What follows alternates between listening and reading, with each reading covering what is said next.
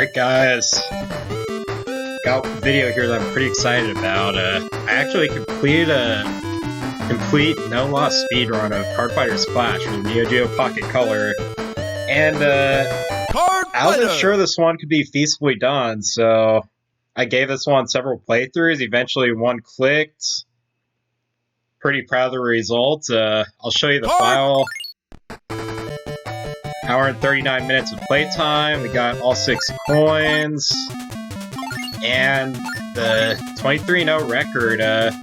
No optional battles either besides on the side battle to get Mecha Zangief near the end of the game.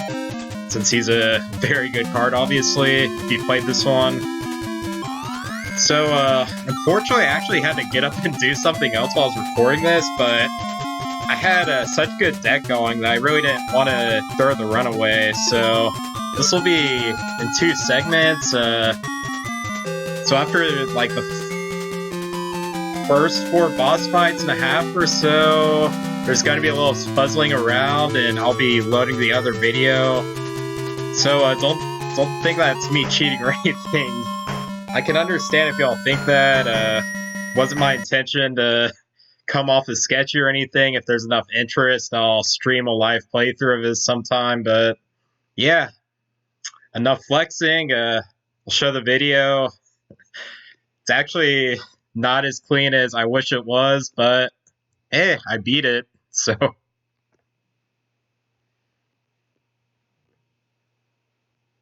Card Fighter! Oh, this is the wrong one. Sorry, guys. I recorded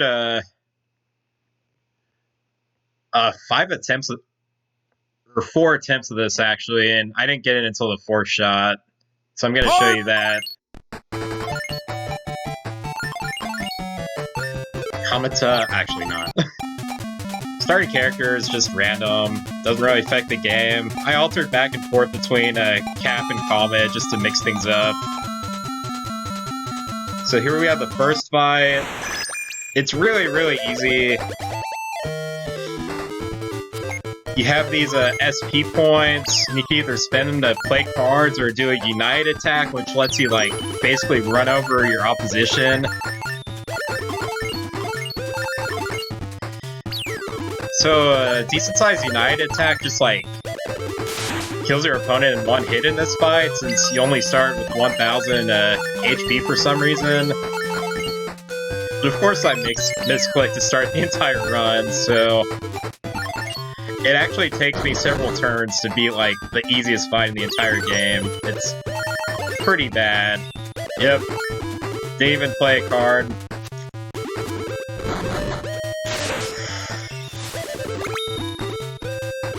Yeah, that was GG.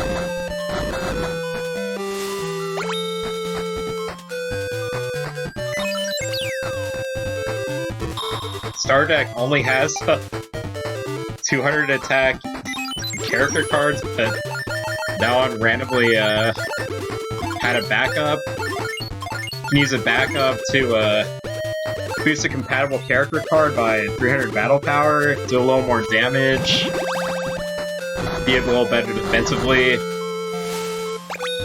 Usually it doesn't come into play too much, since units only have like 2 or 3 other cards they can back up with, but it's a really nice bonus when you're able to pull it off.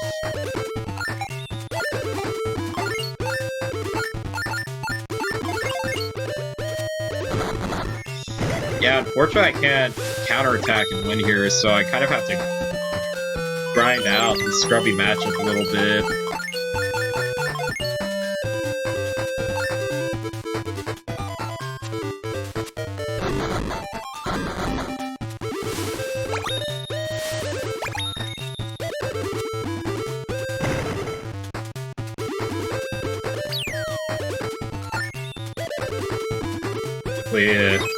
Punt. Again, can't really do anything. I get to the 5 SP threshold again, so it can be United attack. That'll be a strategy I use quite a lot throughout this playthrough. Play cards that seem pretty suboptimal since they have very low battle power, but they have 4 or 5 SP. they can still be pretty helpful since they help make plays like that work. Oops.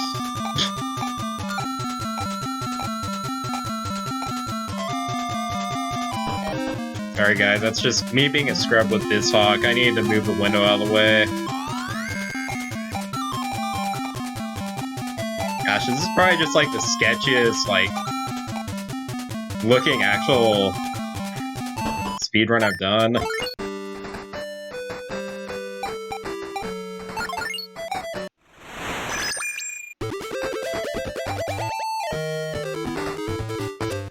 Alright, Taka. Not very good, very aggressive, attacks a lot, so basically we just try to beat him in his own game. We went first here, so makes it a lot easier. We get the first character play and we get the first attack. Probably could have attacked there, but if he blocked, it would have stranded one of our units with only 400 attack or whatever. Checking the backup spots. I'm setting up to backup Ryu with Sakura later in the match.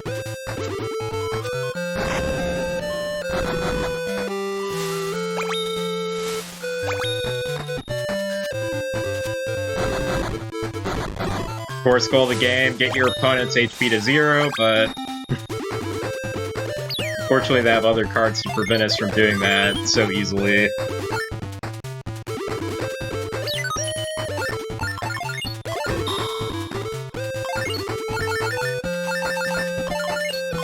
Alright.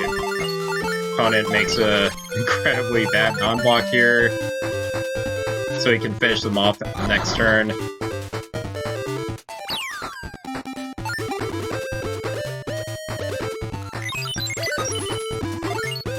Yep, that's game. This one, maybe I could have gotten that extra attack in earlier, but still pretty smooth. Nothing went wrong. We got to go first, so a lot cleaner than the tutorial fight. Of course, I love the tutorial fight of all things. So we got an A rank card and a C rank card. Saki lets us search for any character card, which is really good for finding our Chun-Li and other high rarity cards. Yeah. Very good pickup for this early on in the game.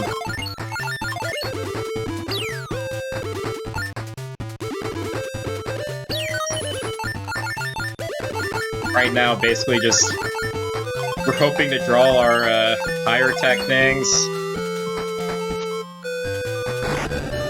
700 attacks at gold standard starting off, and basically throughout the entire game since your card pool is so limited.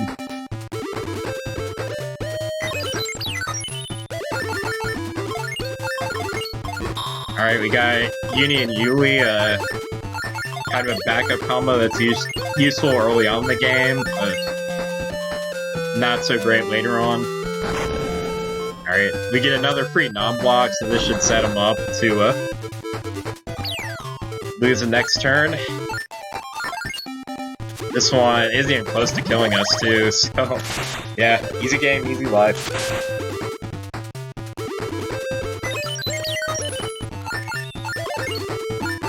Only need to play any cards, we have them down the board, as they say.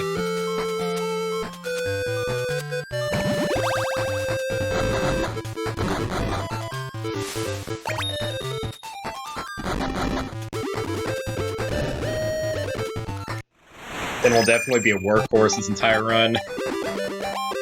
Just having that 700 attack, and even has an ability on top of that, but that'll come into play later.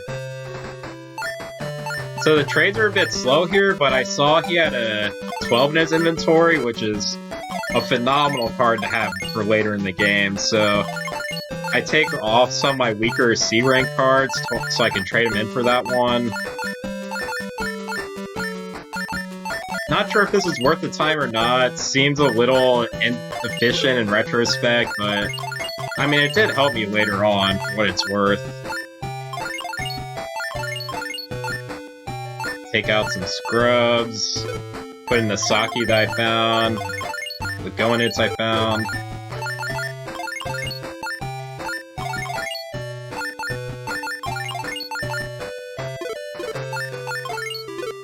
Basically, my philosophy for these action cards is I dump anything that doesn't either power up a guy on the board or affects the opponent's card on the board, or like helps me draw cards. So stuff that gains life, stuff that does direct damage like grenade.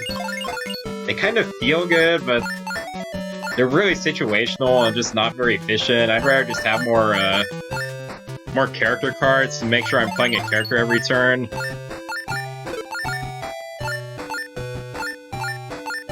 Yeah, definitely cut a few minutes here just from more efficient use of the menu, but we're just barely using it at all. But yeah, that's something I'll have to practice. Almost forgot the kid fight, so we're gonna take him on and make sure we get the coin here. On the coin flip, makes things a little easier. I don't quite remember what I did here. I think we work up towards Gladia. He's a 1,000 attack guy, but he needs 10 SP or special points for us to use him, or else he just immediately explodes and doesn't actually do anything, so not quite as good as he looks. I usually dump him towards the middle of the game or so. Alright, there's Ken, probably still the strongest card in our deck to find, unfortunately, but probably wasn't necessary, but eh. Attacking there didn't feel super strong either.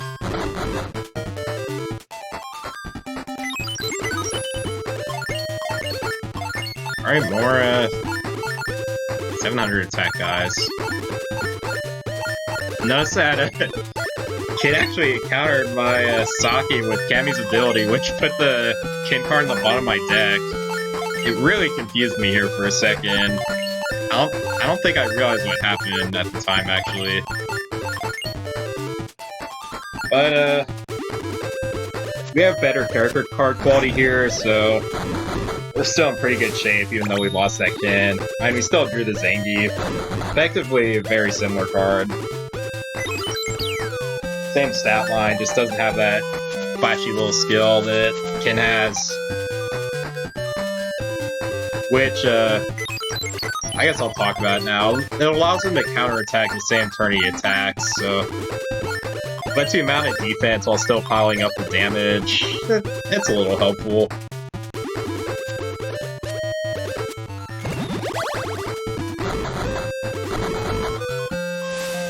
But, sometimes the best skill is just being really big and bad.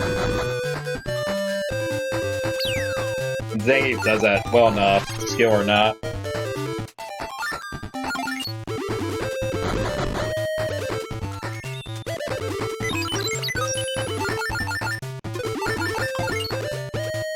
Alright, I don't have any good moves here, so I just pass the turn and hope Kid does something stupid.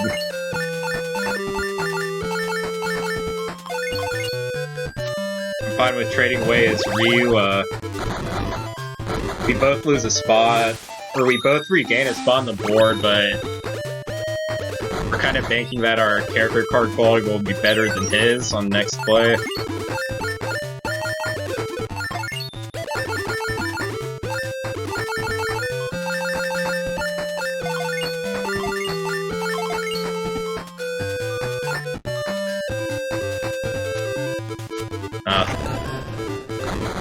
I guess that's kind of the same idea, trading away little guys so I can keep playing guys in later turns. Not a great strategy later on. Works pretty well here though, since your opponents still aren't very good. Say it politely.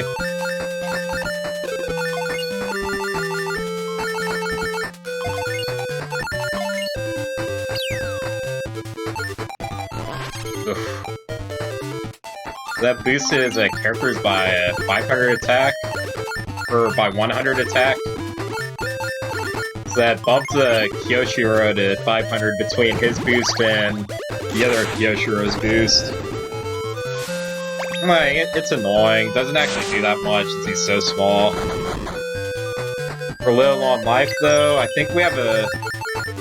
Oh, we don't have a Sakura in hand, so... We are in a little bit of danger.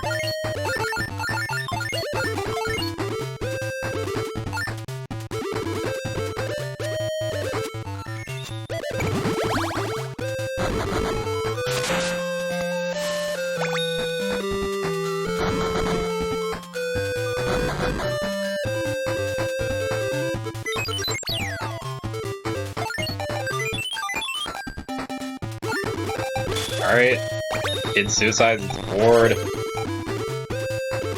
I think that's lethal damage. If not, we set up for lethal the very next turn.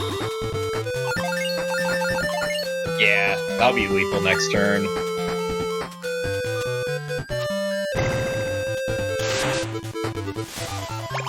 Bishaman, mediocre, but can clear out your 100 battle power guys that are kind of clogging up your board. Ugh, Shermie. Shermie makes it so I can't attack next turn, further stalling the game. Annoying, but not a huge deal. Zangief gets a backup from Armika. Basically, the only thing Armika's good at. Her stat line's terrible.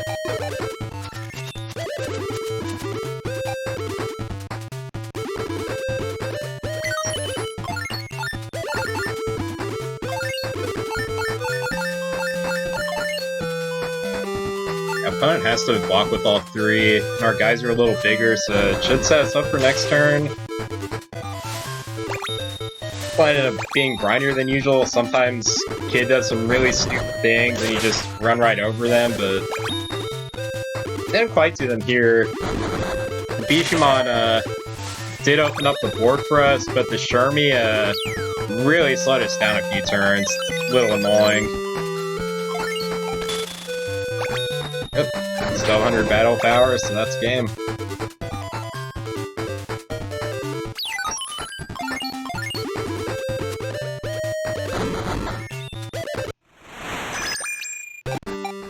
Alright, it's one coin.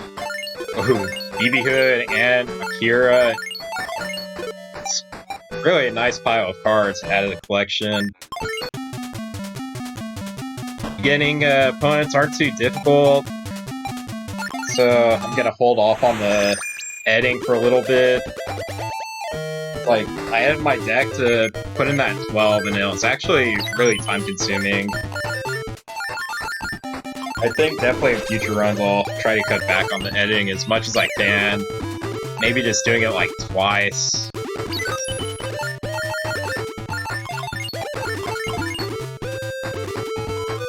Oh nice, free attack.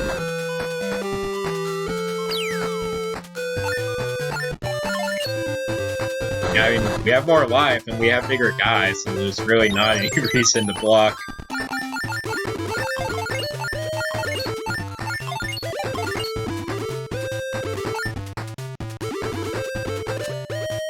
I think I made this attack kind of sacrifice reuse, so I still have my 700 attack Talbane in case I want to team him up with someone else.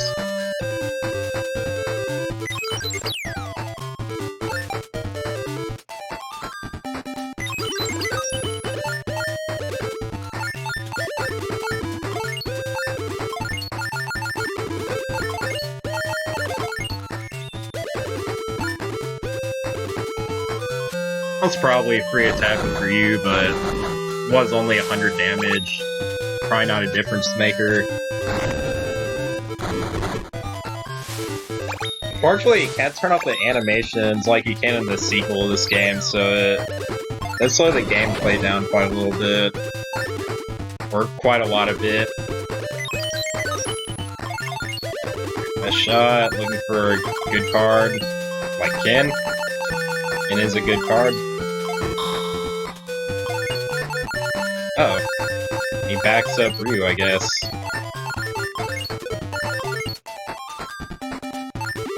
Don't typically want to use your top hitters like Ken to just as a backup, but sometimes it helps push that extra bit of damage at the very end of the match just to put your opponent away, so help there.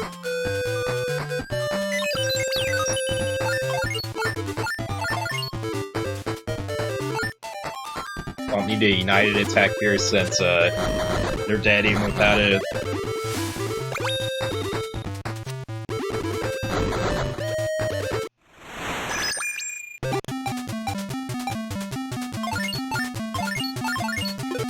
A lot of Claire. This might be the first playthrough I've had where I've ended up with 3 Claires in my collection. Kind of a shame because she's kind of average, but she's better than most B ranks at least. 400 power, 400 SP, and you'll take it. It's better than most of the scrubs on screen right now.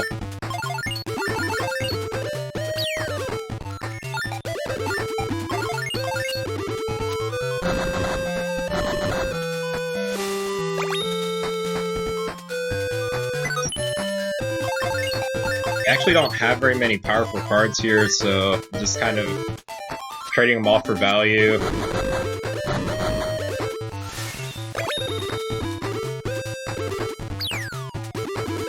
I think without a guy like Ken or Zangief in our hand, we're probably just going to try to set our opponents' things all to 100 battle power and just attack over them. Oh, or we'll just... they don't block. That works too. Ew. Alright, we're definitely trying to outrace them.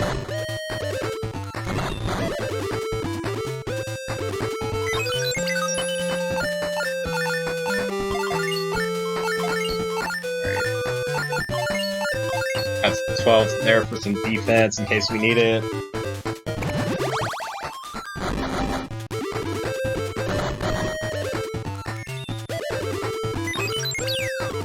I don't think I can win by attacking with everyone.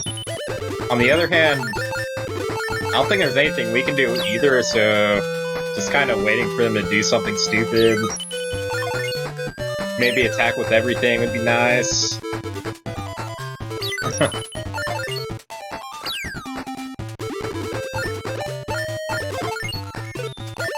I actually don't need to block here, but I'll just show off 12's cool ability.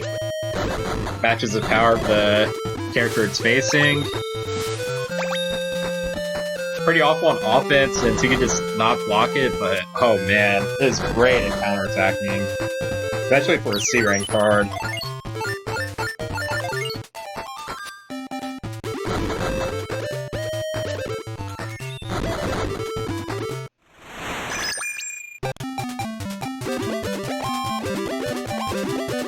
Alright, his best shot. Probably the best efficient card draw or card selection you get. 1 SP to dig for 3 more cards to find a better one is just about as good of a deal as you're gonna get in this one. Alright.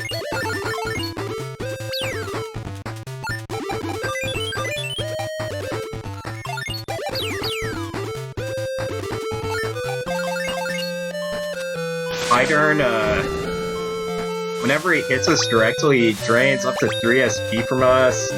Kind of annoying ability, so whenever I see him, I try to take him off the table.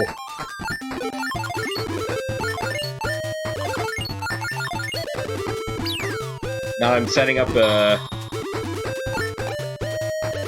Nina to be backed up with Michelle.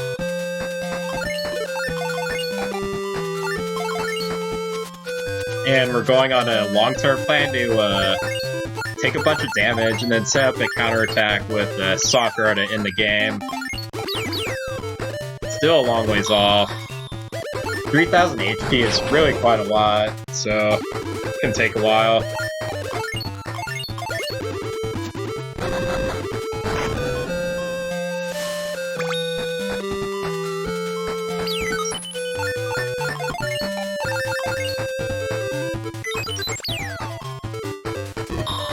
So we're gonna basically just try to get all of our opponent's characters to as low battle power as possible. Just make it so they can't play further threats, and we can just run over them later.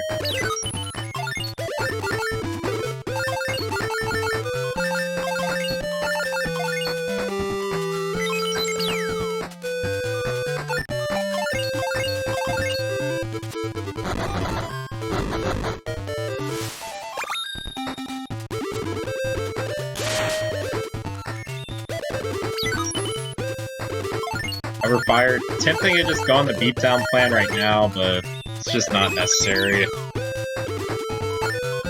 I really just want to take some damage here to get to 1000 power and proc Sakura's ability.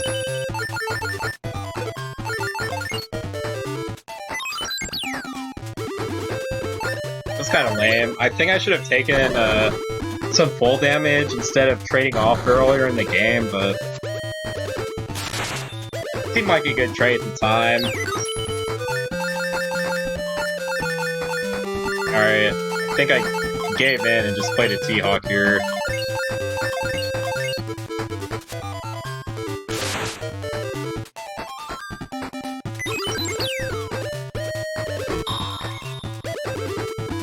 Alright, good timing on the T-Hawk.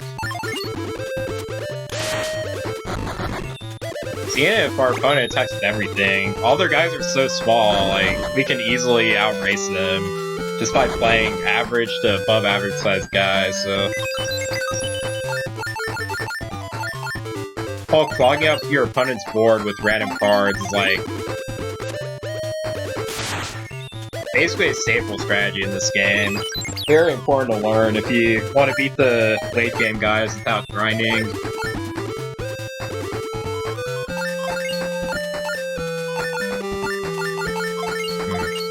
Oh yeah, I still want to get to 1000, so no trading off yet.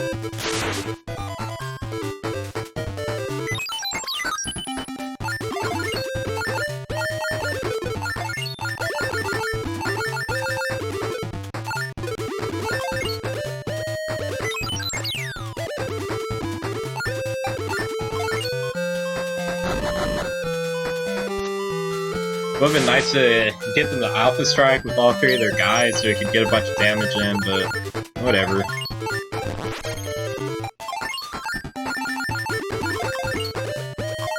Cover Fire gets us going on the offensive.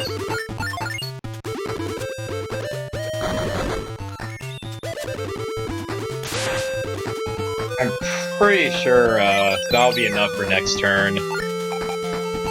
Yeah. They'll attack the United attacker, then all the other damage will go through. 1900.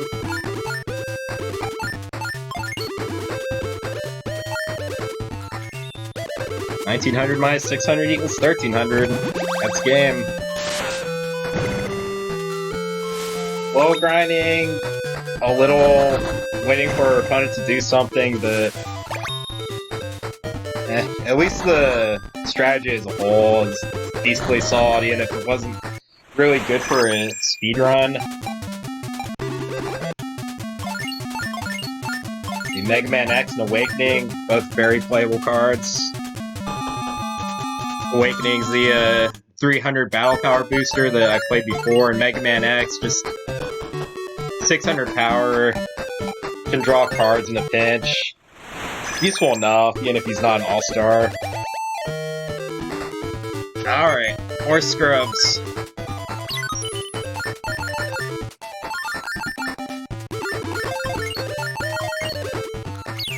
I did enough playthroughs and my memory's foggy enough that I actually don't remember what happens in all of them, so there's a little bit of suspense.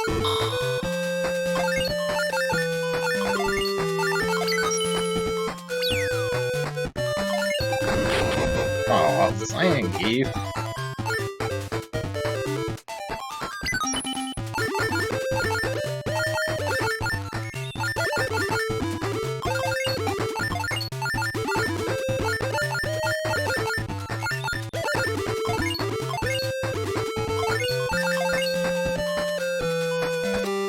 Wow.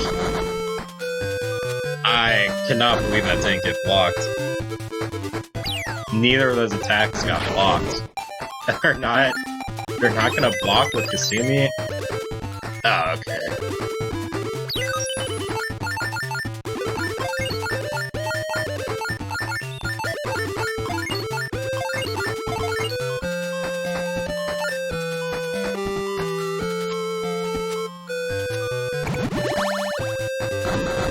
Alright, I'll put him to a few hundred life points, so, I think as long as they attack, we can clear them off next turn. Or we can just win with the United attack, honestly.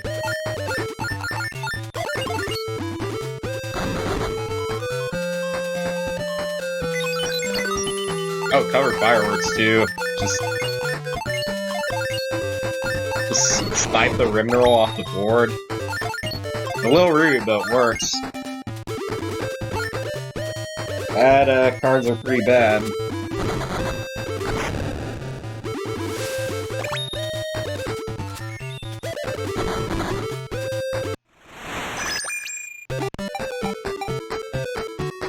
Balrog, C rank.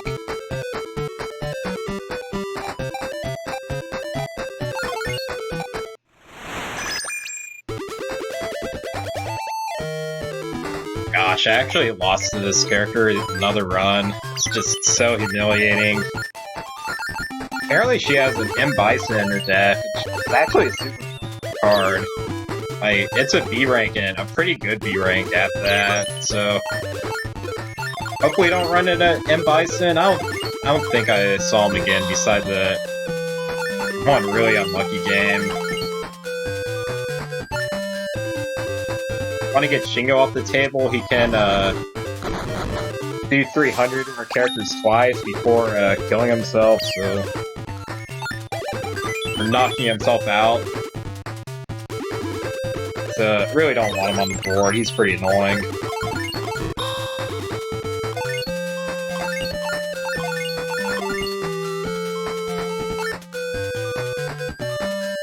Alright, block sets us up to play another character next turn. Pretty good.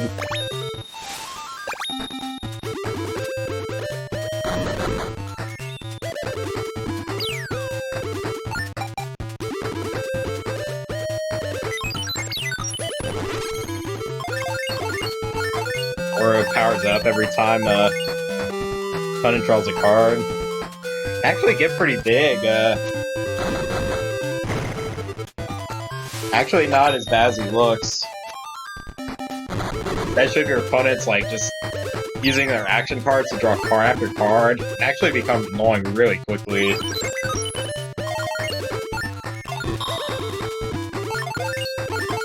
Alright, that Ken there is actually really great. It lets us get like 600 more damage within the course of this match for you.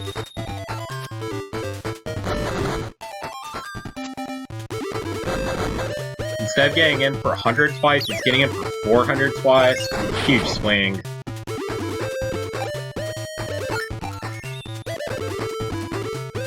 Alright.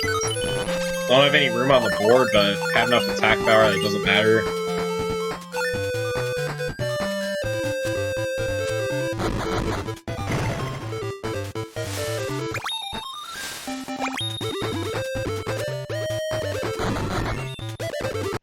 Alright, now let's scrub down. Ooh, 0. Zero's not super good, just 700 or 600 attack, 2 SP, but you just take what you can get, and he's a card. A lot more of a card than these other ones in my deck. Also, backup Mega Man X, which I also happen to get another match. Ah, no free attack there. Once we get later in the game, the opponent won't really let attackers pass through while they have a counter-attacker, so... Can't really just cheese in a bunch of attacks early and hope to win.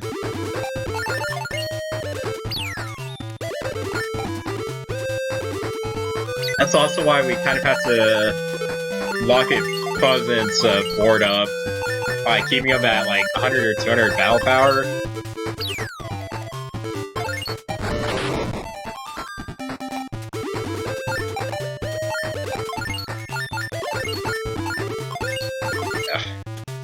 I don't even remember what tangent I'm going off of.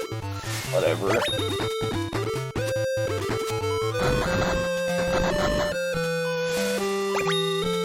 This is a card game that I am playing. I know that much.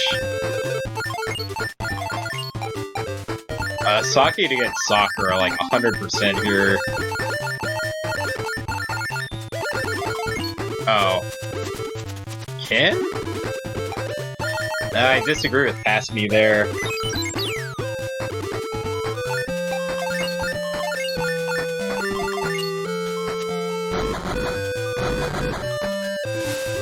I guess we're not at 1000 HP yet, so Ken's better in the short term, so I don't know. Maybe I feel I could get lethal in 2 shots. Looks like that might be the case. We're at least pretty close. Maybe one more bad attack. Yep. There's a bad attack. The good old attack for 700, take 1300.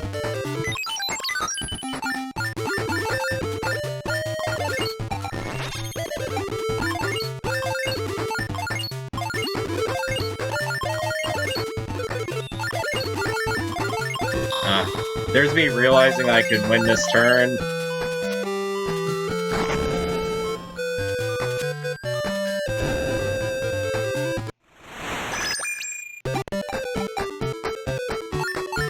Heritage, good D-rank card, keeps us from getting locked out, from playing cards. Because we can sacrifice our low battle power things that are clogging up the board and turn them into extra card draw. It's a little situational, but I always like having at least one of our deck. Sometimes even in late game, or post-game decks, I'll still leave in a Heritage or two just as a hedge.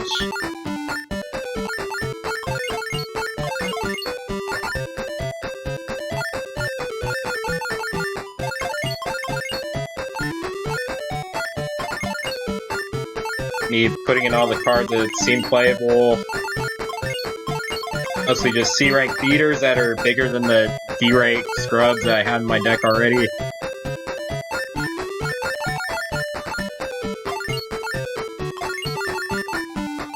Pick out the... I think mainly cards like Uni and Yui that are mostly there for backing up.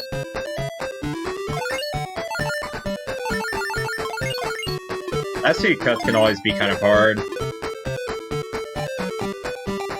But yeah, I definitely want to edit there because this is actually where the bosses actually get a little bit tough. Kana has an S-ranked Ryu in here, and it'd actually be very problematic if you get behind against her. She might even have an Akuma, which incidentally is probably the strongest card in the game. Just instantly knocks out all of your opponent's characters of your choice. Just absolutely broken.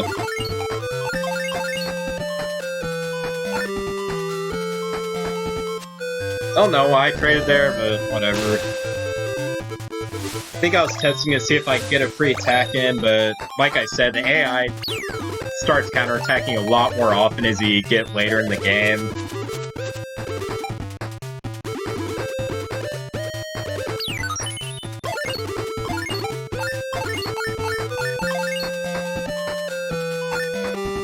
QB searches for 2 copies of herself up, so kind of want to keep her off the board before she grows too big.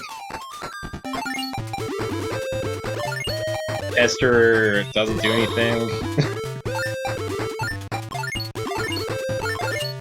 Discard the top 3 cards of our deck. And you have 50 cards in your deck. If you run out of cards, you technically lose, but like,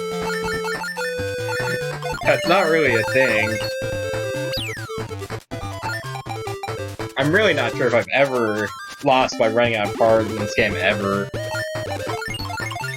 And like, I played hundreds and hundreds of individual matches in here.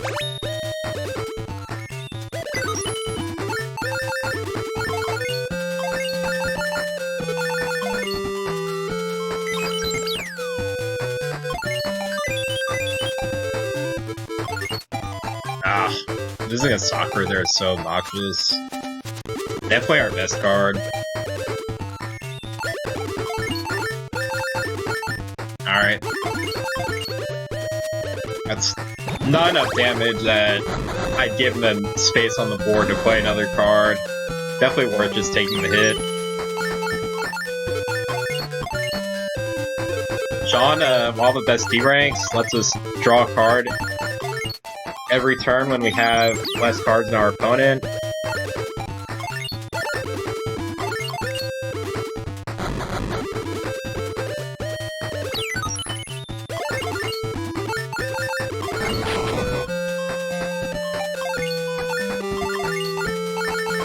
I don't know why I didn't play the Sean there. I might have wanted to weaken the character on the far left since she's still at 600.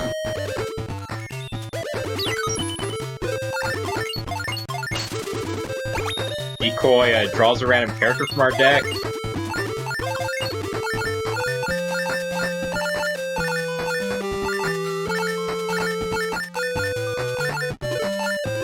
I'm really tempted here to start attacking, but it just doesn't make a whole lot of sense yet.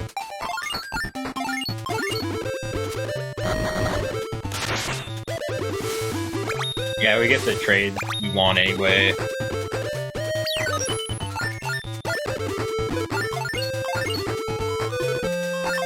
So we check our hand, make sure we have less so we can trigger the Sean card. It's like very deceptively powerful D-rank card. You can easily draw 2 or 3 off of them, if not even more. Works really well with the lockout strategy. If your opponent can't play cards, they keep adding cards in their hand without being able to play them, so Sean's effect keeps triggering. Really nifty little synergy there. Again, can't back up Sean, so kind of left to not do anything here.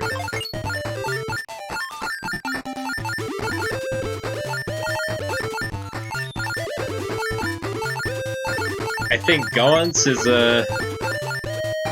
Oh, just going with everything? That makes sense.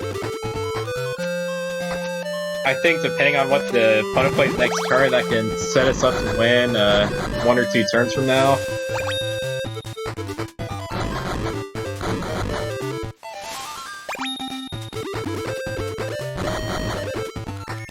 That gets him into Sakura range, unfortunately, so yeah, she plays her Sakura out. So I think if they miss attack or something, it still might be enough to win the game.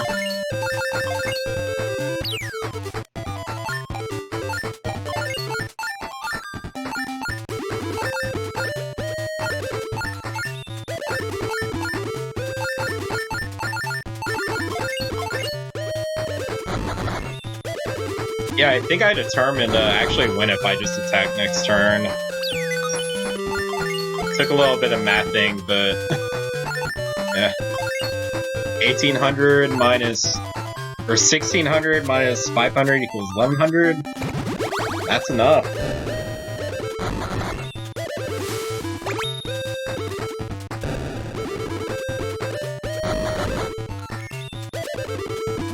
And 200 power Sean is enough to finish her off. Alright. Another grindy game, but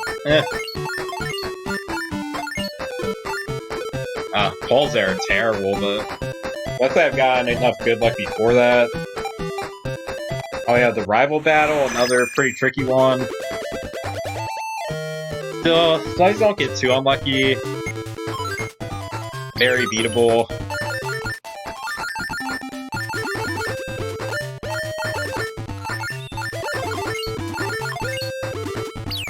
Probably employing a similar strategy where I just try to stall the opponent out, then counterattack.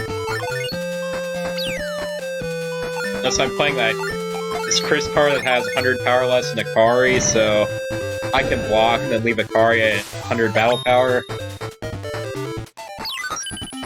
Nakaruru T has a really annoying ability that actually hurts our attackers just passively, so I actually can't make profitable attacks here.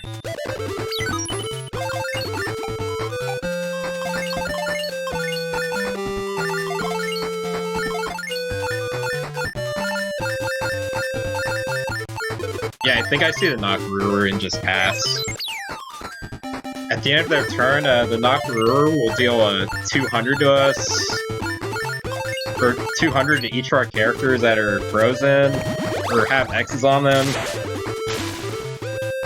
Doesn't sound like a big deal, but it really makes it a lot harder to mount an effective offensive when you're taking that much counter damage without even having to fight.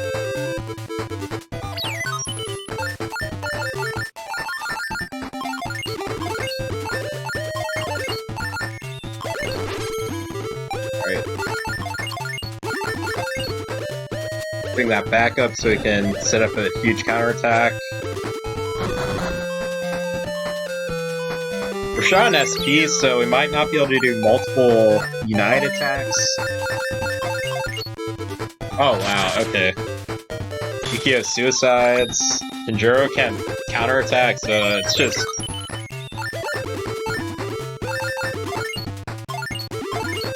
we barely have to do anything here. Just through the game.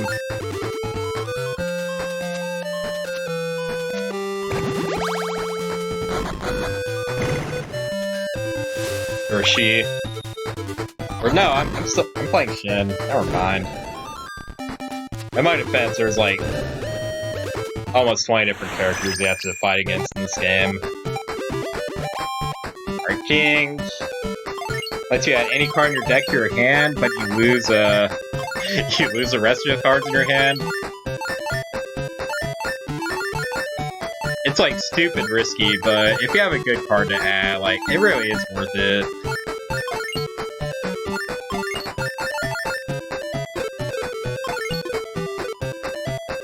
Again, spending a little too much time on the deck editing. I don't think all of it is necessary. King's good, but not incredible or anything.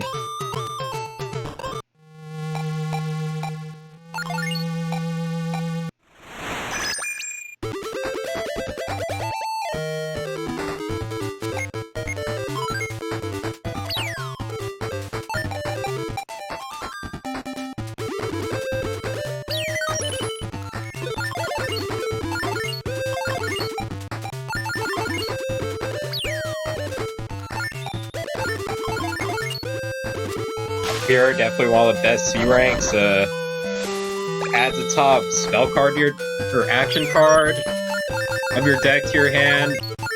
It mills the rest of them, but like it's basically impossible to self-mill and lose, so really a very negligible drawback. 500 battle power and 500 SP is very powerful as well. Alright, definitely a Sakura to launch a counterattack later.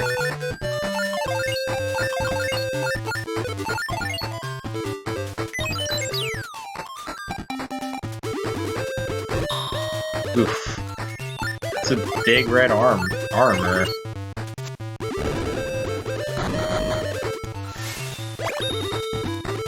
Honestly, I think probably could have been a little stronger with how annoying those things were in Ghosts and Goblins, but yeah.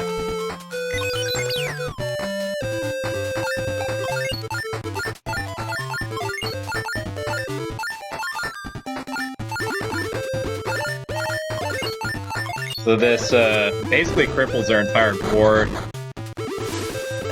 We can start counterattacking soon.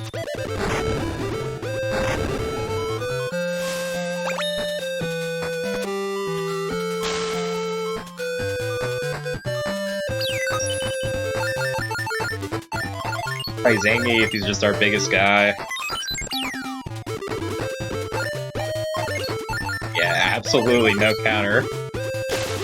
Those guys are not at all remotely threatening.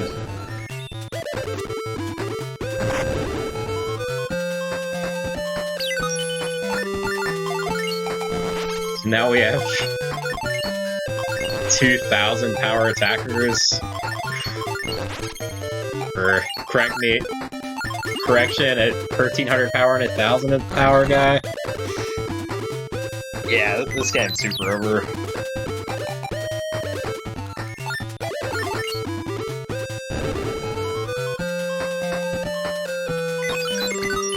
Don't even need a united attack.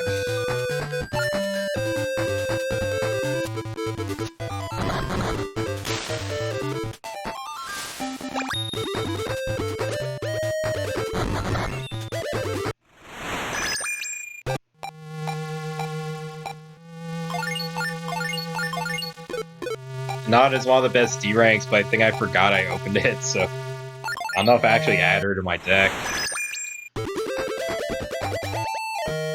It's 300 power and adds 200 power to any of your characters, so she's effectively a 500 power, but can distribute the last 200 powers you choose, so really nifty.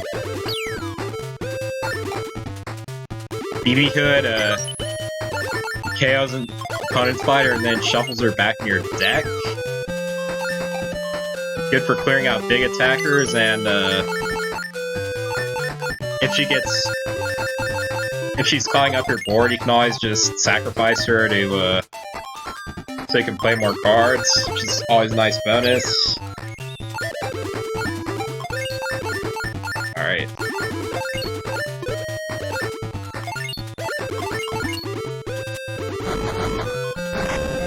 This leaves us in a position to use a BB Hood still.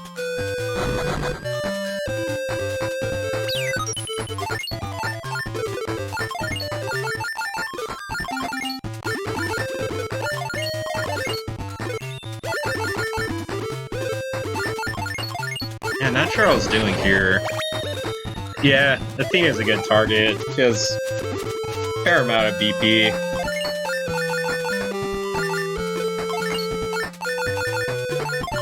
Still very indecisive. I think playing Sean and the covering fire is probably one of the stronger plays here, but whatever.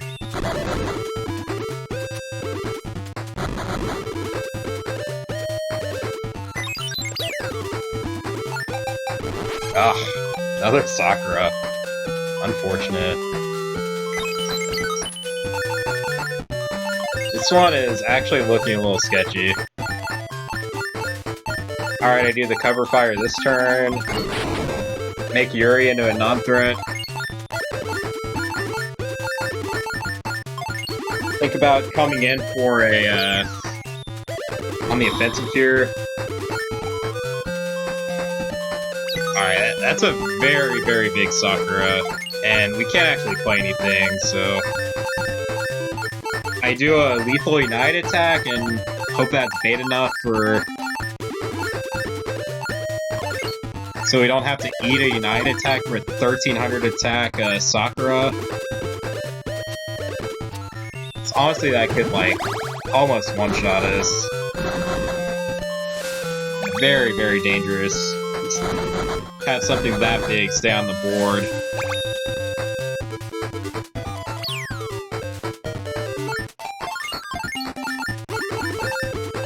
I definitely take block the biggest attacker.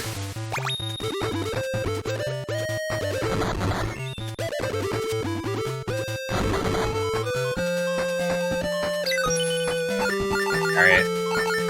I think I need to play the Chun-Li here just to save some life. Opponent still has 3 characters in play, and they're still hitting me for a couple hundred each, so I have to slow the damage down at least a little bit.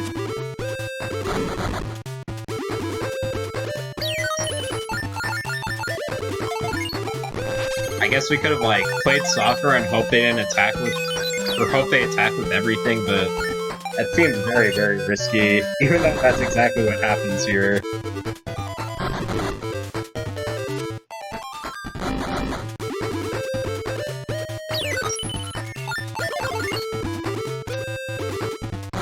Alright, a little ugly with the opponents being a Sakura, but we have a Sakura of our own and finish them off.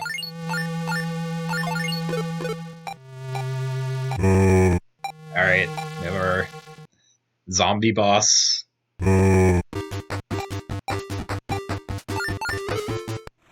Part's a little rough because it defaults to no and you have to watch that little 3-second scene again. Ugh.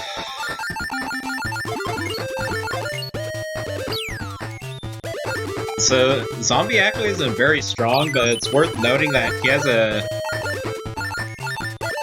a Zero Akuma that clocks in at 1500 battle power, and he's like obviously a huge problem. So if you get unlucky and he draws that, it can make things a lot more difficult, but his other cards kind of suck. Just Maxima 600, Witzel 700, just pretty average stuff.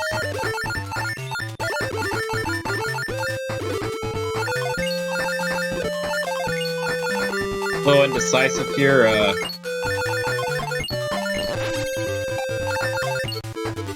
I think I buffed the BB Hood up so she can block something and then maybe activate her ability later. But that won't come into play quite yet here.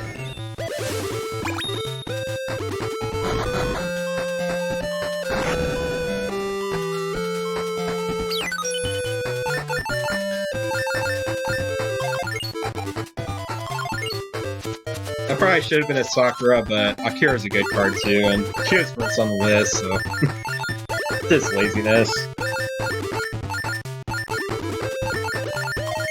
Alright, want to keep that rush on the board so he can't play anything better, so it's an easy pass, I think.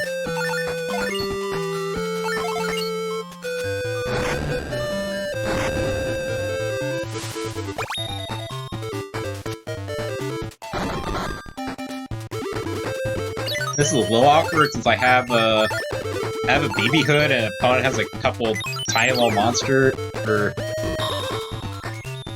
tiny little character cards.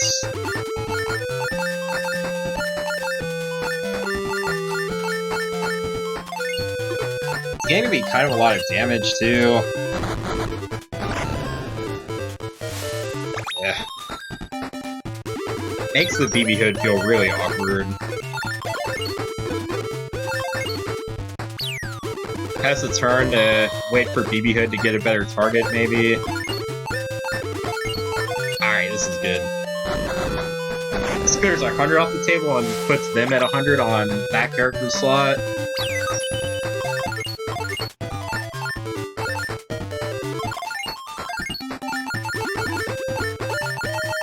I already had a Yuli.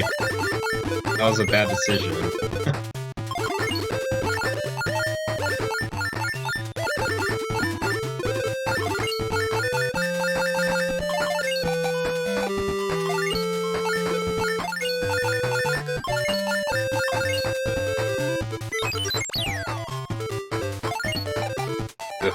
Another United attack. Starting to run a little low on health, but not enough that it's really dangerous, so not too worried about this one.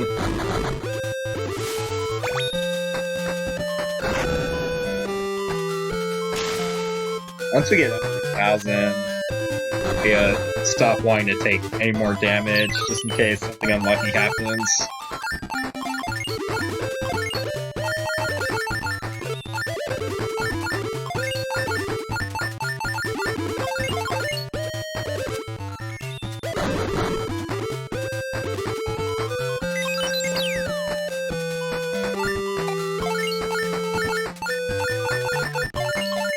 Yeah, it doesn't matter.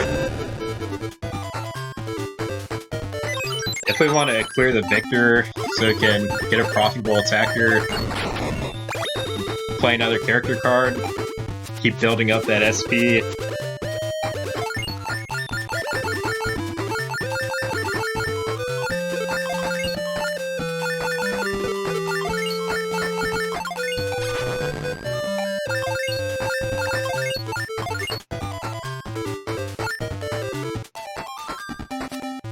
And this will enable our computer opponents to keep playing cards, but they should be low enough on life that we should be able to finish them off here.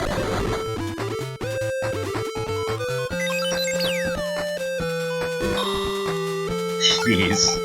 The world's deadliest Proto-Man. Proto-Man is like super powerful in the Mega Man games. He's just a very, very poor card here. Could do a United 3 here, but I don't think it's necessary.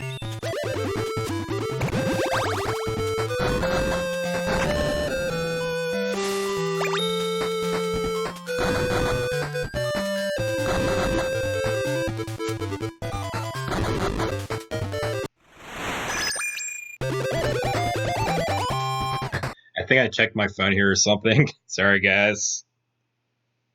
Perfect run, right?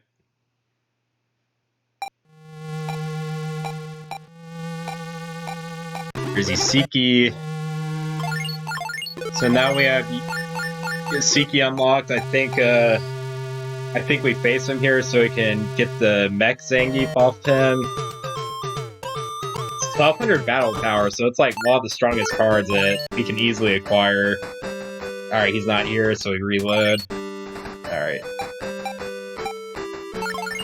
And he plays a copy of our deck, so he actually isn't that bad. I don't know if the Mech Zangief is actually necessary to win the game. I think it's more important that you're just lucky. I mean, you have 50 cards in your deck. It can only make so much of a difference. So yeah, maybe this is a waste of time. I don't know.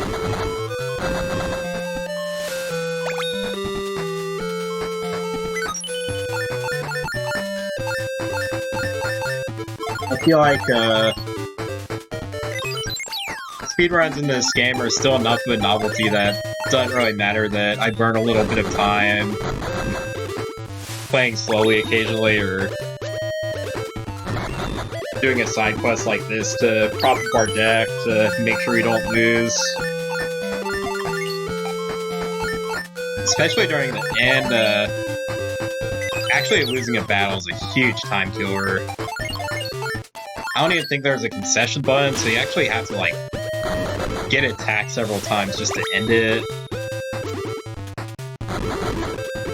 There's also a point later in the game where you need to win, like, 3 battles in a row. Man, losing in the middle of that is just savage. So yeah. Getting the Mech Zangief, if it feels good. It's probably suboptimal though. Definitely the safe bet, especially in casual runs. Like, you get the Mech Zangief every single time for sure. Just too good not to.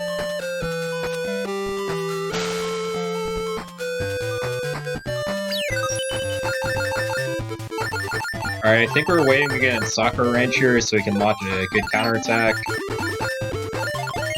Oh, maybe play out the BB Hood first. Oh no, we're doing a counterattack right now, boys. We're getting in there.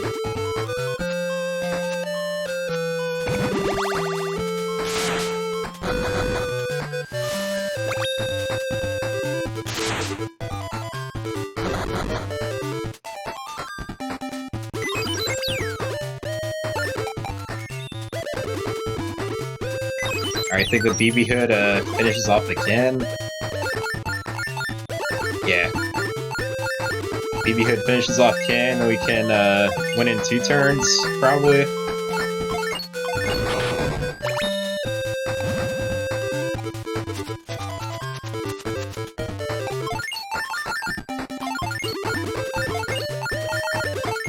And the Shelter is actually really helpful. It lets us do consecutive United attacks. Get some big damage in 2 turns in a row to finish off Yosiki.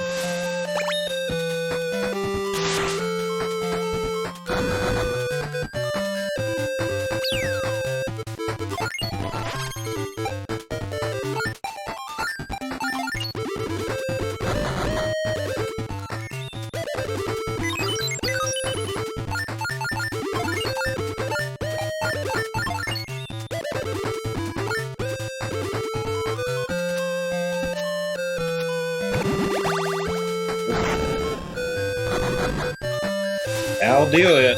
We get the Mech Zangief.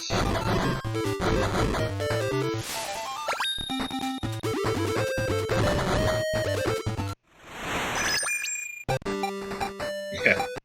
Super powerful. Very, very true. That's a good way to describe the old Mech Zangief. Take out, put in a random C rank or two. Take out a run from earlier. Cutting a Sean is a mistake, so I gotta do that. Take out the Yuli instead. Add in some high SP cards.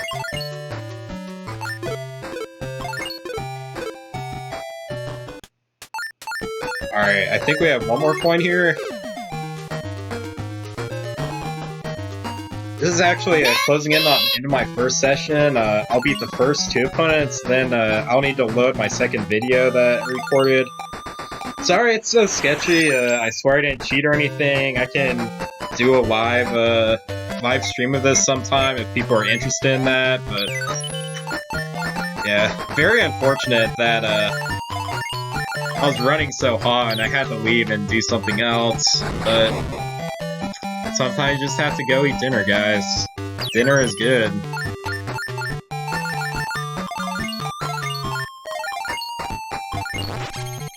Alright. Didn't get the free attack there, but we're so far ahead in BP here that I think it's worthwhile to attack. Especially with the Sean drawing us extra cards. Oof. Kira is so good here.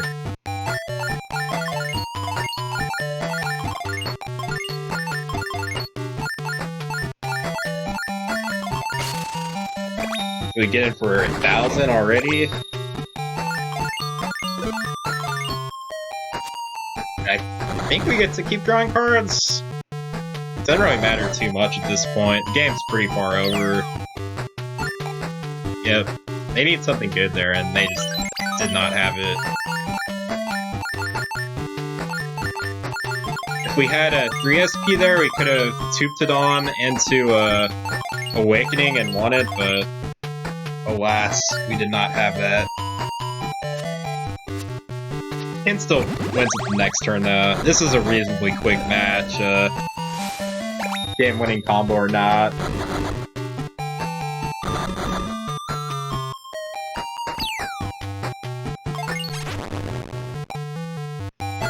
Ace double, I think that's still a game, though. Yep, just attack with both guys.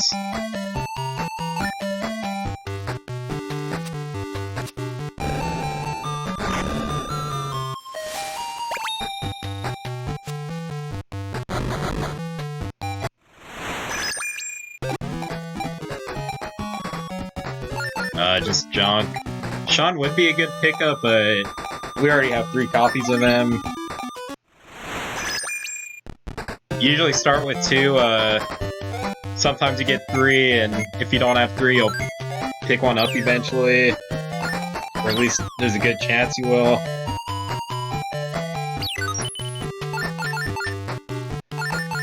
Alright, we have a king here and our opponent isn't super strong, so we're just like going all in on Mecha Zangief here. It's a little risky, but I really wanted to try the strategy, because I really thought it would work.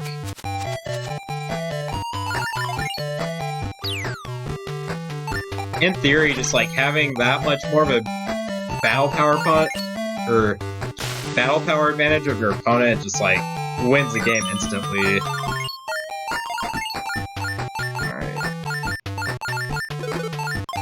No really profitable attacks there. Alright, now we gotta block, it's just too much damage. Want to keep Mech Zangief at maximum power so he can unite attack as efficiently as possible.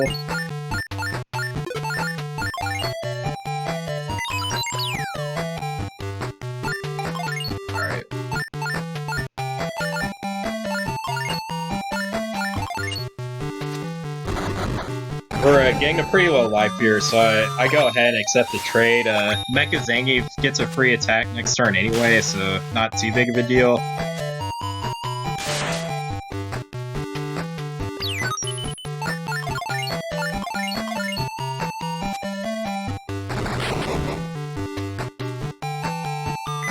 Alright, then this happens.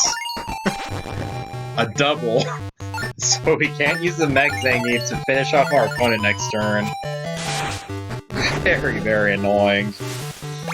Ugh.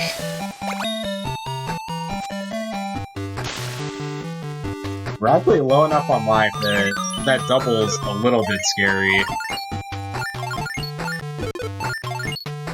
I think there might even be a backup here. Yeah, there's a backup.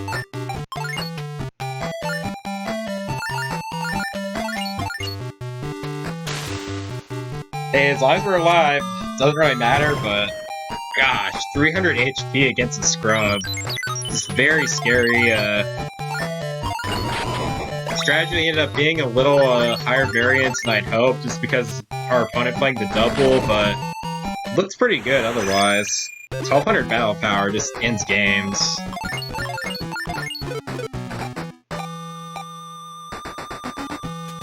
Alright, that's the end of the video. Now for the next one I recorded. This will be a half-hour long, little bit of speed-ups and stuff. Like, I had to play through the entire previous video on high speed in order to get back to where I was, since I didn't use a save state. I didn't want to be tempted to reload the same save over and over again for an advantage. So, yeah. Alright.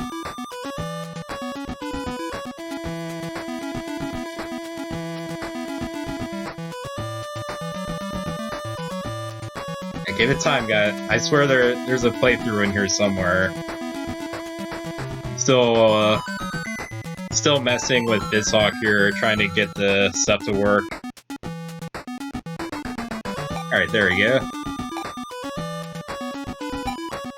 Alright, Rumi's actually pretty good. I've lost to her a handful of times, just when she gets strong draws.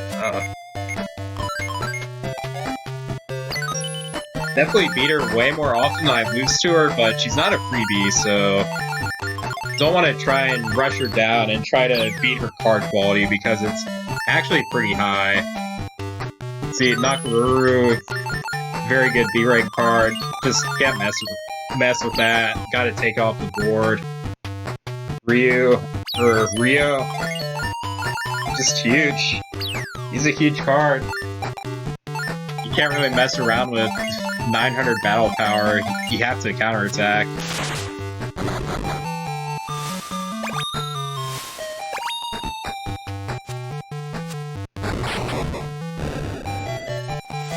That gets rid of one Nakamura.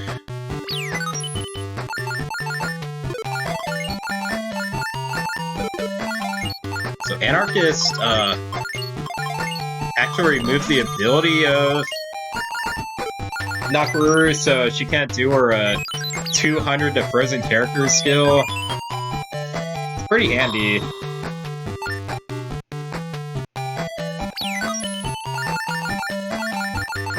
Yeah, surprised I didn't use it yet, but that'll come up later.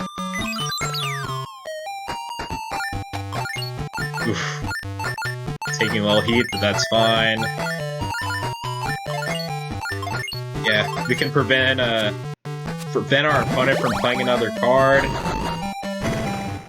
Even though we eat 1,000 here, we still get a good counterattack, and we're not too far below in life. Plus we get Anarchist to erase our opponent's card abilities. Pretty nice. Come on, play the Anarchist, you know you want to.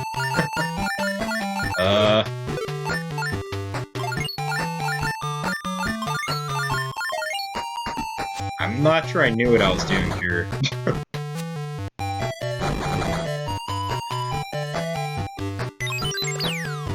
Actually, you get kind of an interesting rules interaction here. Nakaruru participates in a United attack, and that actually prevents her circle ability from triggering, and she doesn't do any damage to our frozen characters, so... Definitely a misplay on my part, but the opponent was dumb anyway, so I got away with it.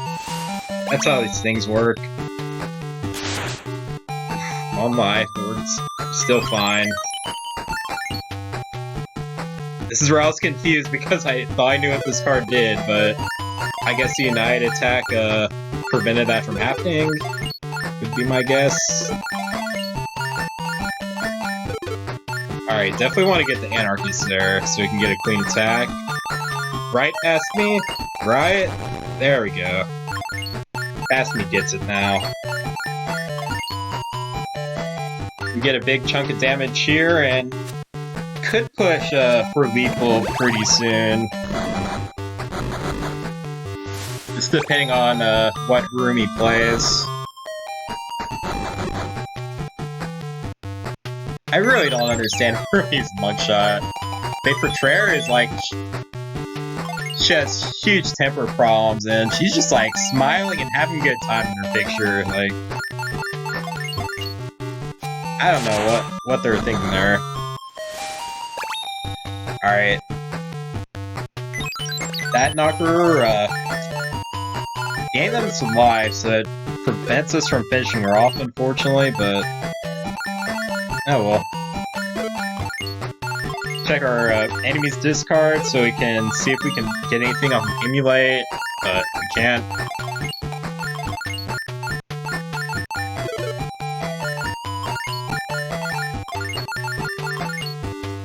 This is just an easy attack.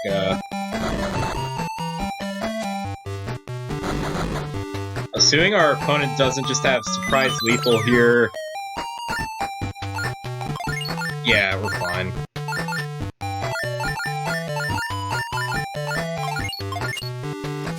And we just block for giggles, it doesn't really matter. Any counterattack with all of our guys wins it.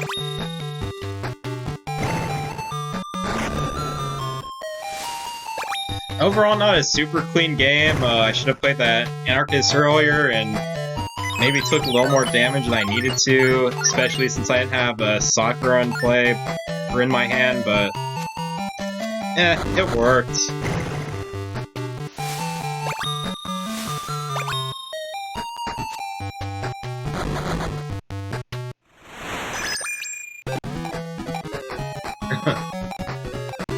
Luxter. Alright, nothing great here. Heisenko is 400 power, +5 special points, so slightly above what you'd get from a D rank. Alright. This is where things get pretty tough, so I'm really crossing my fingers, hoping our opponents will draw very well, because there's some very, very overpowered high-ranking cards, so basically you want to lock them out of their games by filling their boards with low BP things as quick as possible.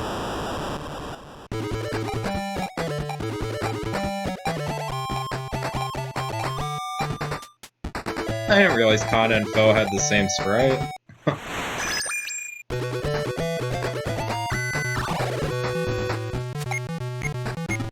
Definitely praying that I play first as often as possible here. Opponent gets to a hot start and you play second, like you basically lose on the spot. Very obnoxious. Smorgan can sacrifice any character on their field and gain +8 SP, so can't leave this one on the board. Even when it's small, it can always sacrifice itself for later. But yeah. We don't need that Tupidon anytime soon, so we draw some cards out of it. And I think this is just play a card and walk. Alright, no more Morgan.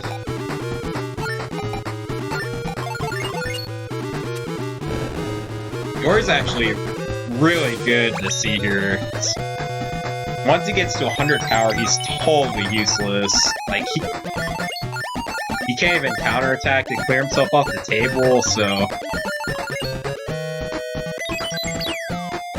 Very good we're facing against him and not a real card. Alright. We can position the blockers so, they're all 100'd out. They don't matter anymore. And can still attack and block on the same turn, which is a little annoying, but still not a threat. And that's the important thing here, is you just don't want to die in the early game. Very scary things can happen if you get some bad swings in your luck.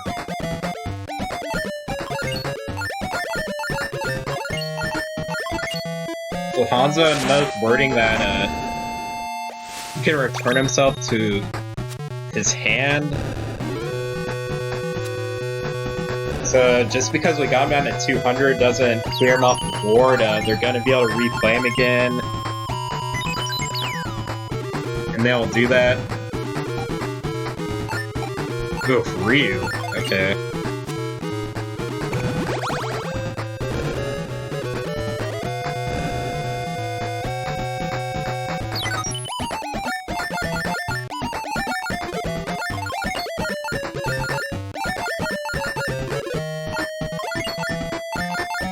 This is actually a tough one.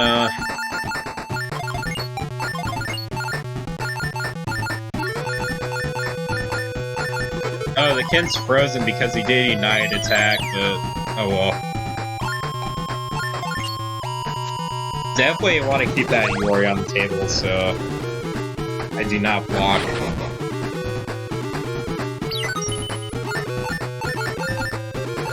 Alright, we got a Sakura coming and we have multiple awakenings. Or we have unawakening. So we can definitely start pushing for damage here.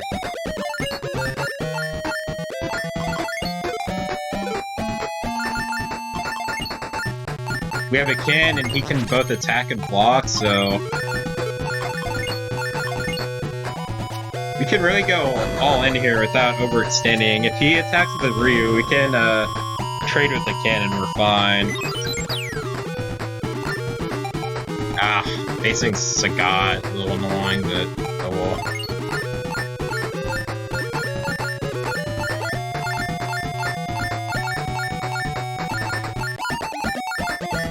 Block feels bad because we, because Yori gets off the table, but I think we have to take this or else we're just too low in life. We can't run on the counter swing because Sagat is just so huge. So have to make the conservative play that doesn't feel good.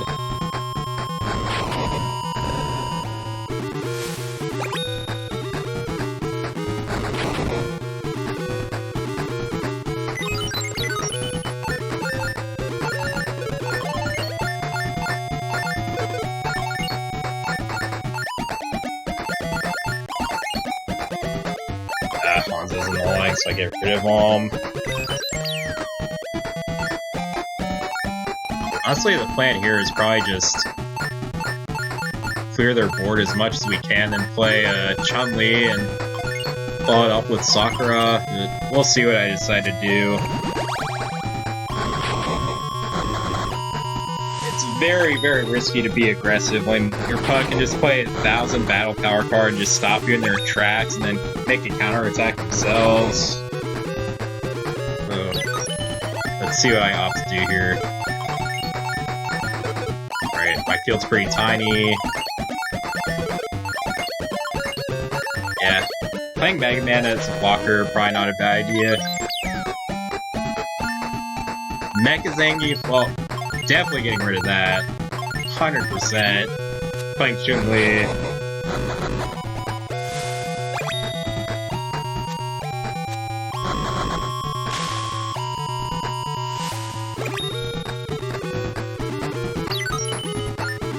So, yeah, Chun-Li is a good card, turns out. Setting things to 100 power is, like, actually a little bit better than just, killing them outright in certain situations, so... just really devastating.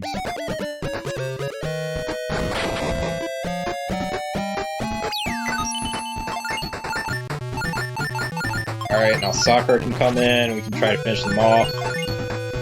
Remy's, leeching off our SP, which is a little annoying, but it's not a huge deal. It's symmetrical, so it's hurting them as well, preventing them from playing any action cards that might bail them out. Plus, they attack with everything. I mean, they just didn't want to win this one. Yep.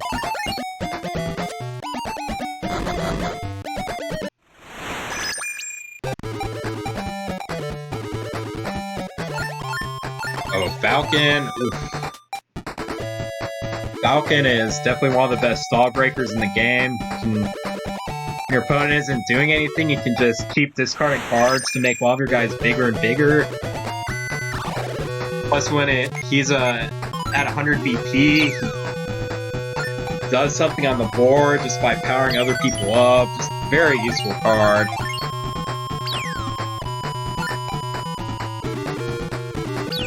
Good pickup for an already pretty stacked deck.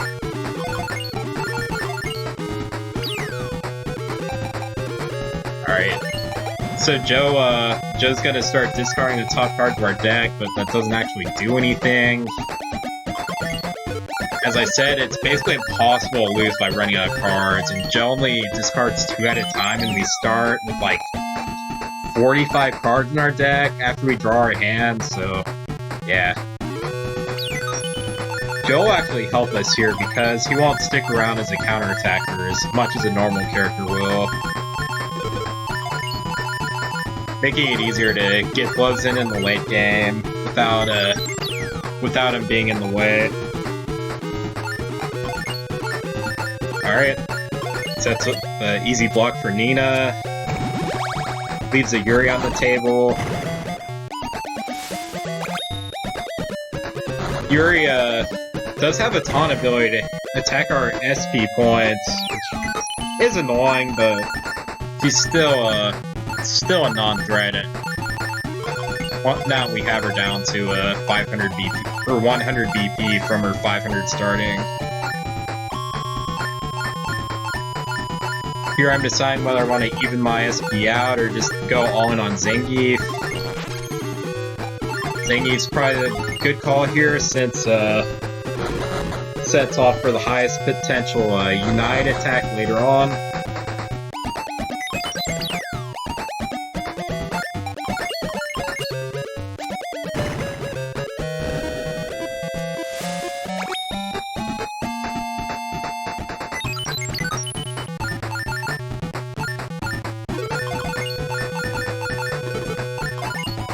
Has Joe there, so I think I just want to keep Leo out there as a blocker in case Joe actually decides to attack for some reason.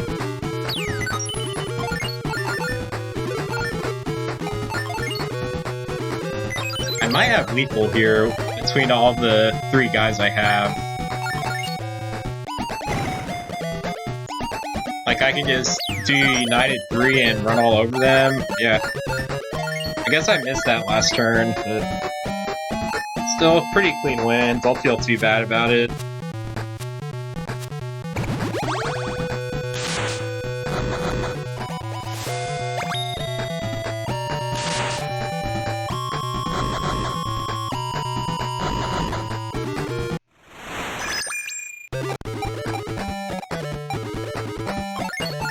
Friday, 700 power. Useful enough in his own right, just for that reason. He saps a couple points of your SP every turn, but especially late in the game, you can just trade them off, so the drawback actually doesn't matter, so just having 700 battle power alone makes him one of the best D-rank cards in the game, so if you get a Kade, definitely throw him in your deck, unless you're, like, grinding a lot. Alright. Sets up a good trade to keep a 100 battle power Zangief on the board. We have Kira at 500 power to keep this Batsu at bay. Grace. Annoying, but doesn't really do anything. Alright. A little annoying he got bigger since we'll have to deal with him later, but not a big deal.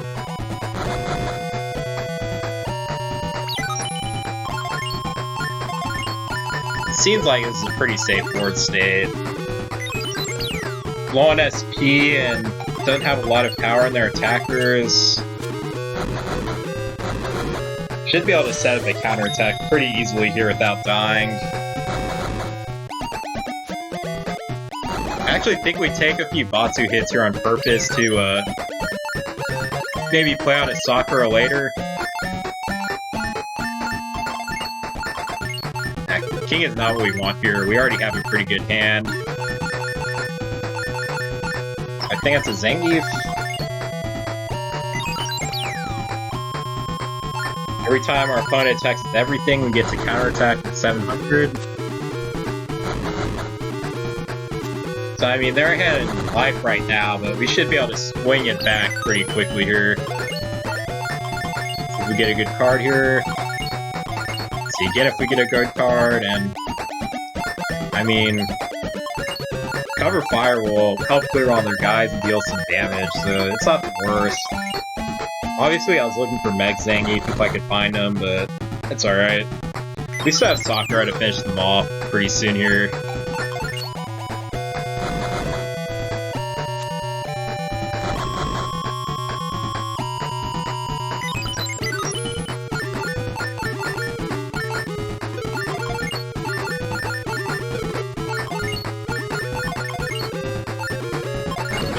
So we actually hit the Batsu, so we can gain a little bit of life here without having to block. He attacked with all three of these guys, so yeah. Basically, he gets to annihilate him on this counterattack. Hit for a ton. Wouldn't have the United attack next turn. Seems pretty good. Bad we could lock his board up before he could draw anything too dangerous like an Akuma or whatever scary stuff his deck might have. Alright, he's at 900, so United Attack wins it.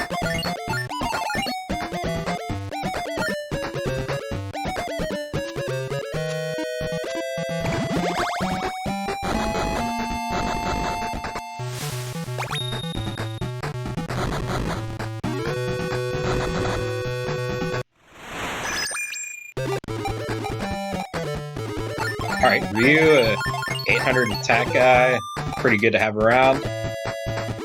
And we actually made it past one of the hardest parts of the game. 3 straight wins in the championships finals here.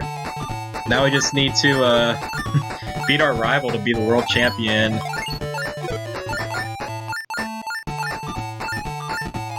Definitely gonna want to make our deck as strong as possible here, so I'll put in the 700 attack guys.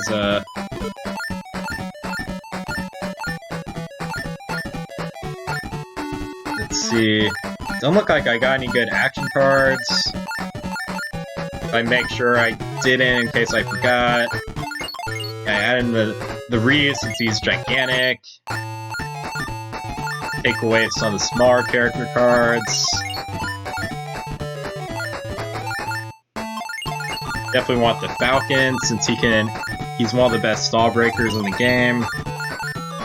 Other one being Donovan. He's a little bit smaller. 12, best defensive character card at the C rank, so that's another good card that I open and happen to get 2 of. Alright, let's go to the finals.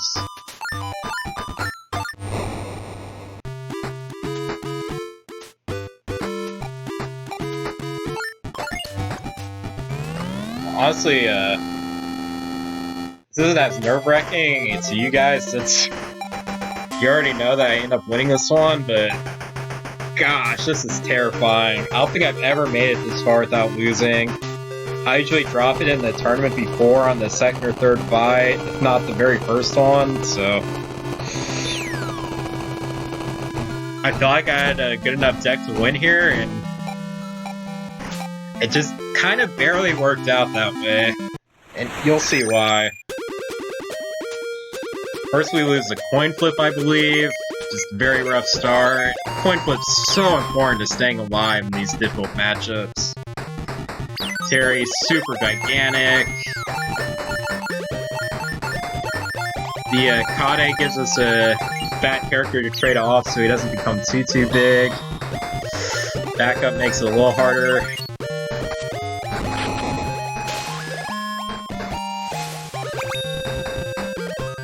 The silver lining here is we actually have multiple 12s, and if they ever decide to do a united attack with the 12 in play, it'll actually match the battle power of both of those characters combined. Alright, they get rid of the 12 temporarily, but it's not a huge deal. Fortunately, Joe decides to attack instead of use his ability, so we take a little damage. Yeah, you just have to play the 12 again and hope he stays alive. Omaru, a little bit scary, that's fine. Oof!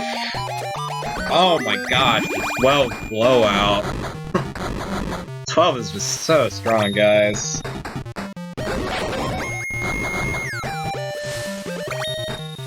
Honestly, without a 12, we might have been dead unless we just drew a Chun-Li.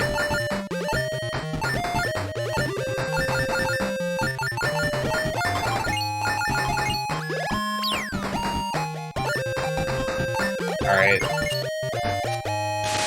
Omaru has a united attack effect as his ability, so we take 400 here. A little annoying. Ooh, Chun-Li. So it looks like I'll try to survive a couple more turns and play the Chun-Li to stay alive. Skipping our draw doesn't really matter here. We already have all the cards we need to win the game. We have Chun-Li to stall the board, and then Falcon to mount a counterattack. Only real concern is we're a little low on life here, so we can't really mess around too long.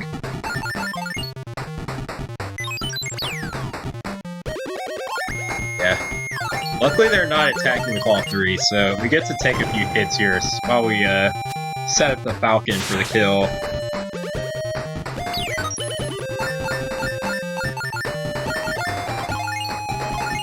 Alright. Using best shot to get the best card possible. Really searching for another Mech Zangief, but no luck. Have to sell for a Red Arima. Alright. Yep.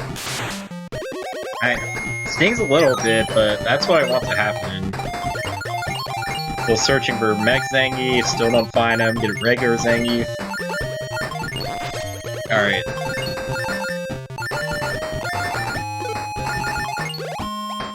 Now we're just powering up this eagle as big and fat as possible so we can basically kill our opponent before they can mount any sort of counter-offensive.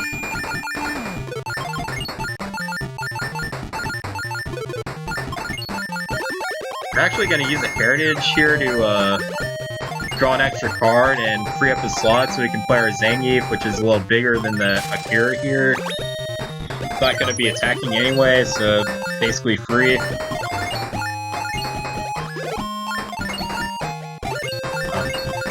Played the Sean for some reason. I guess... Oh yeah, the Eagle going off on drawing extra cards. I guess that makes sense. Alright. Still have to eat this attack.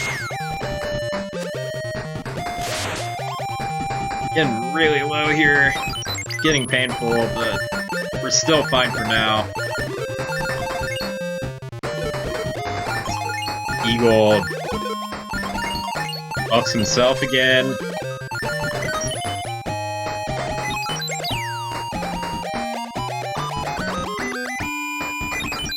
Alright, no attack is great for us. We get to just keep using his ability, get him for a ton of damage. Alright, this is perfect actually. That's game winning. We get to take 300 here, attack with Eagle for over 2,000, and then we can finish them off the next turn.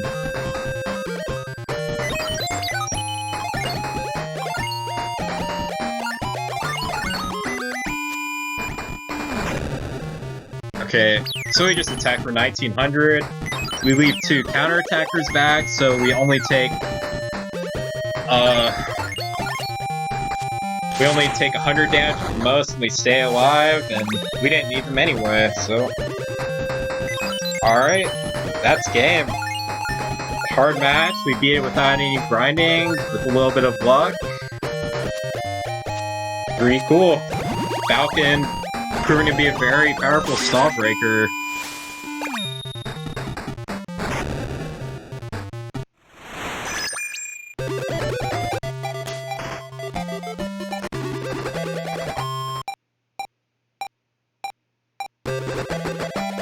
Alright. If I was a professional speedrunner, we're probably coming up on time pretty soon here. Whatever the time is. There's the credits. Showing off some Easter eggs, too.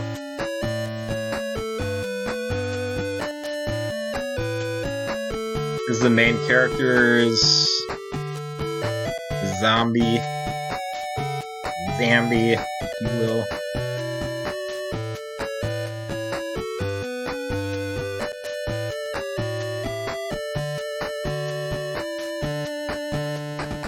There's the mask. He's a secret character you can play in the post game, making a little cameo.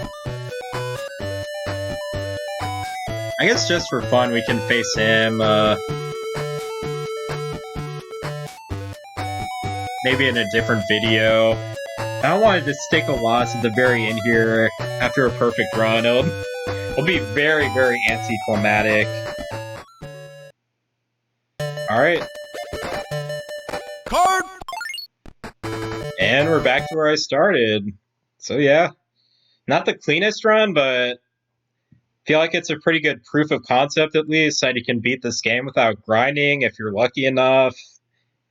If you play clean enough, 139, definitely not the best time you can get. You could probably beat it in an hour if you're fast enough. Probably won't be me that's doing that. Will definitely take a lot of practice navigating the menus, moving cards around, playing quickly, being aggressive in the early games. But yeah, it's definitely possible to beat this game in a reasonable amount of time. Gonna be some rough beats with bad luck near the end game, but yeah, this is a game that can be speedrun, and hope you enjoyed.